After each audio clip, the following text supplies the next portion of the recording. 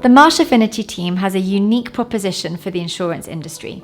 With a global presence that covers all lines of insurance as well as the entire value chain, Marsh Affinity is an expert source of innovative products that serve rapidly evolving markets. We are lucky to be joined by Pablo Fernandez, whose 2-decade-long career has seen him work at Mapfre for a considerable amount of time and is now Vice President of the Affinity team at Marsh. In this interview, he'll discuss the latest innovations in embedded insurance and how the industry as a whole can take advantage of this emerging space. Next on stage, please welcome Pablo Fernandez. Hello again, everyone. Thanks again for joining us here. If you didn't see me before, I'm Merlin Bates, Head of Content at ITC DA Europe, and I am, of course, joined by Pablo, who is going to give us a quick introduction, and then we're going to just jump right into the content. Pablo, welcome. Thanks for having me, Merlin. It is a pleasure to join ITC during this event here in Munich. We at Marsh do firmly believe in the future that embedded insurance has, a product agnostic type of distribution, and I'm very happy to be here with you, Merlin, discussing the future, how the future will look like for this type of distribution model. Fantastic. Very on brand, for our event. Let's kick off. So can you start off by talking about the importance of embedded insurance to brands and maybe sort of what you see as embedded insurance? Yes, let's start by the basic. Put simply, embedded insurance, it is not technology. Embedded insurance, it is the bundling of a coverage of a product, insurance cover, together with a third-party product or service offered in the very same acquisition process. Considering that there are many elements that are very useful for the brands. First one, brand awareness. Second one, brand positioning in the market, getting customer loyalty. But in order to do so, they need to consider easy to access and easy to explain type of products for embedded, and also rely on data sharing in order to make the project succeed. And I mean, let's kind of talk about the transformation journey. That's what a lot of this is going to be about, as well as the future of embedded. Let's say you're an insurer, and you're making this decision. There's a lot of noise about embedded. You've got your boss is saying do something with embedded. What really are those considerations once you've decided, okay, embedded is the right solution for us? What are you thinking are the key points that any insurer should consider so that the program's successful? The most important topic it is that distribution it is not controlled by the insurance company. It is a non-insurance type of distributor, a company, a partner, in which domain the sale of the insurance product it is being fulfilled. So from the insurance carrier perspective, they need to understand that they don't control the distribution of the product. And if I answer you from the standpoint of these distribution partners, I would say that they need to consider 4 or 5 very important topics in order to make the product succeed. The first one, it is how they consider the product needs to be defined. It needs to be basic, well understood, with a clearly defined customer journey, both for acquisition and servicing. Second one, I would say it's data transparency and data sharing. At the end of the day, in order to build a solid proposal for embedded insurance, you need to leverage on ecosystem partners, reinsurers, insurance carrier, insurtech, TPAs. This is why you need to realize that the setup of the business is very different, and you need to share data in order to come up with solid products meaningful for your end customers. I would say also that the definition of the customer journey, regardless whether it is digital or in a physical point of sale, it's critical for the success of the product, of the project, I would say. And also, never forget that you need a base audience, a base customer database to be approached. Costs of setting up this type of technological solutions are higher than the traditional distribution in insurance, and this is something that cannot be forgotten. And you mentioned earlier that embedded insurance isn't really about the technology piece, but actually, what is that role of embedded insurance in the actual digital transformation of the insurance industry? Because whilst it's not a specific technology piece, it is kind of interlinked, isn't it? I agree with you. The role, I think that there are 4 pillars in which embedded insurance will help to the transformation of the industry. First one is distribution. uncontrolled distribution by the traditional carriers. So it changes the rules of the game. You need to rely on APIs, digital platforms. It's a different ballgame. When it comes to the building of the value proposition on itself, again, new stakeholders, ecosystem partners, it is not a value chain anymore, but an ecosystem partnership. Frenemies, people you work with for some specific businesses, people you compete against in some other cases. Different insurance IQ in the distribution partners as well, because it is not the same thing to offer embedded insurance in a bank assurance type of model or to a utility or a retailer, in which they might not be as familiar with the products as the other industries are. No?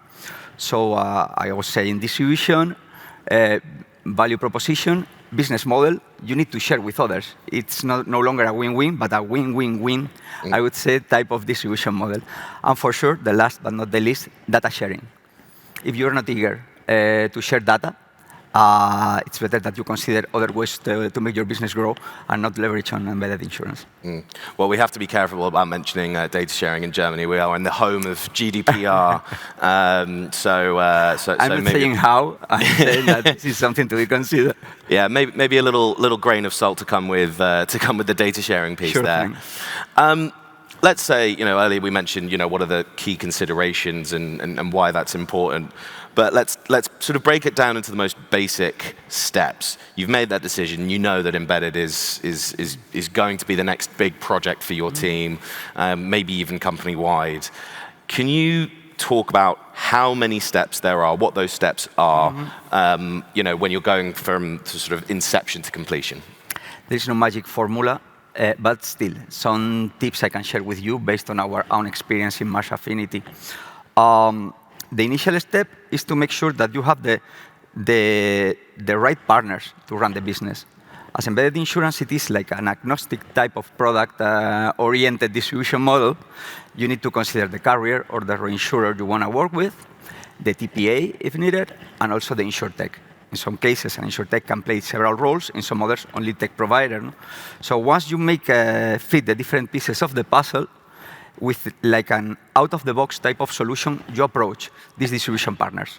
You need to co-create with them, understanding their needs, but at the same time, being able to put more weight on the placement, put more weight on the technology, depending on the requirements from the client. It is a product-agnostic type of business model, then you need to adapt yourself to the client. Co-creation is critical, and the setup of the launching phase needs to be as startup-oriented as possible.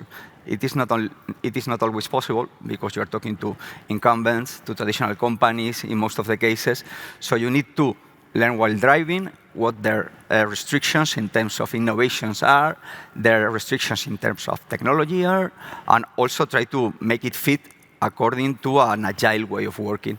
I would say that there are three main moments in the process for delivering. First one, agreeing on the concept, which is not only with the distribution partner, but also, again, with the carrier, with the insurtech company, etc. And for this, we consider that we in Marsh Affinity play a key differentiating role. Then the second one is ensure the first deliverable, the ready-to-go API or platform for the distribution partner to test. And this needs to be done in 12 weeks, not more. We managed to launch a first pilot in 12 weeks. We are very close to the succeed. And the third moment is in the one in which you are analyzing the KPIs provided by this first experience. And based on that first analysis of KPIs, it is when you define the next steps in the process. Something I want to bring up here that you mentioned there are kind of those moments of truth in those partnerships, right? And it's important to understand what your needs are, what a potential partner's needs are before those before those partnerships are properly forged.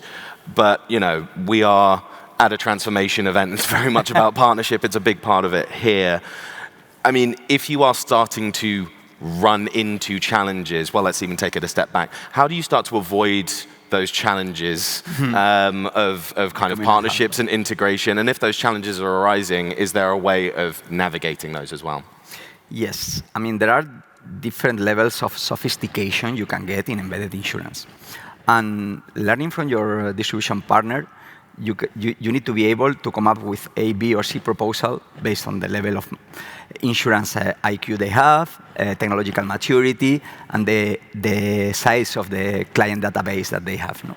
So we can start with an adjacent type of offer, redirecting the end customers to a different platform. It is not purely embedded, but still, it's an initial step for them to make an assessment and get a better understanding on how this should look like.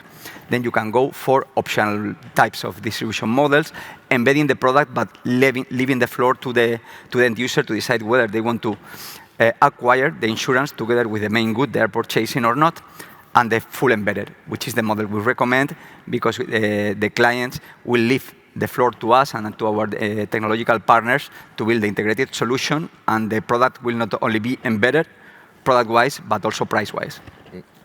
And, even on this very stage, we've talked about that, any kind of transformation, any kind of success is very much a long-term proposition. And even though we've sort of not passed the stage of ecosystems, but a few years ago that was all the rage, and now we're using them to create these embedded insurance propositions. It still actually can take some time to see the kind of financial kind of fruits of the labor. So if, leading up to that point, what are those metrics for success that you use to define it before, you start raking in the big bucks and the dollar signs start appearing in people's eyes? We always recommend to set up metrics per step, per phase.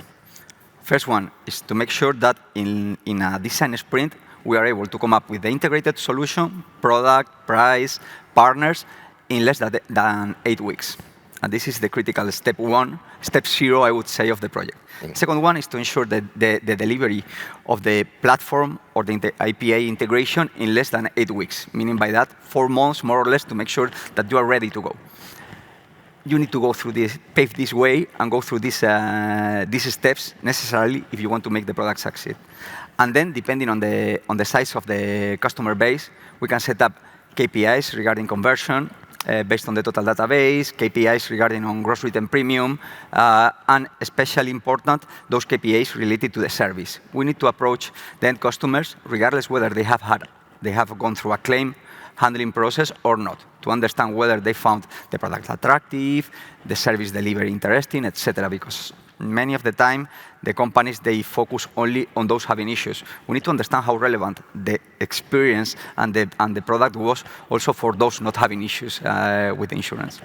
So there's almost a qualitative aspect to those metrics as well as a quantitative.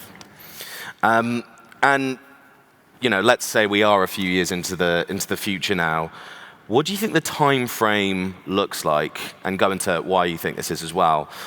What do you think the time frame looks like for embedded insurance to become, just the done thing across the industry, the top tier, if you're not doing it, you're, ancient and consigned to the scrap heap? All the forecasts are taking us to 2030. I mean, regardless whether they have been done within the insurtech environment or by reinsurers, they are taking us to 2030 to consider embedded insurance one of the 4 dominant distribution models, getting like a market share on the distribution somewhere in between 15 and 20% at least. I mean, there are very optimistic estimations regarding the gross written premium to be generated by 2030, which estimate the market in 2.5 trillion euros GWP. Still, I think it's a little too optimistic. And if we take a look at what our colleagues from the reinsurance are saying, it will be somewhere around close to 1 trillion euros. So there is a sizable market worldwide. When it comes to Europe, we see that there are different speeds in the adoption of digital insurance as of now. So we consider that not all the countries will behave the same way. UK is paving the way, and they are well advanced compared to other countries in continental Europe. But still, we consider that by 2030, there will be between 1/5 and 1/4 of the total distribution of insurance in Europe being done by embedded insurance type of distribution models. Size of that market within Europe, somewhere in between 250 billion euros and 300 billion euros. So you mentioned there, I'm going to pick you up on this, the different speeds and the UK's paving the way, scoreboard for my British friends. Who would you say are the kind of the front runners and who's maybe kind of slower to adopt embedded? In terms of products, property and casualty, no doubt about that. They are paving the way in terms of products.